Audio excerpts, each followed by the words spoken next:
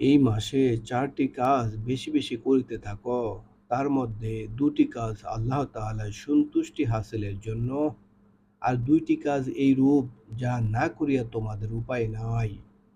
প্রথম ২ কাজ যাহা দ্বারা আল্লাহ তাআলাকে সন্তুষ্ট করিবে, উহা এই যে অধিক পরিমাণে কালেমে তাইয়্যিবা পড়িবে এবং ইস্তেগফার করিবে।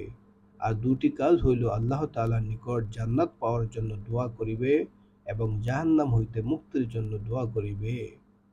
এই মাসে ৪টি কাজ বেশি বেশি করিতে থাক, তার মধ্যে ২টি কাজ আল্লাহ তাআলার সন্তুষ্টি হাসিলের জন্য, আর ২টি কাজ এইরূপ যা না করিয়া তোমাদের উপায় নাই।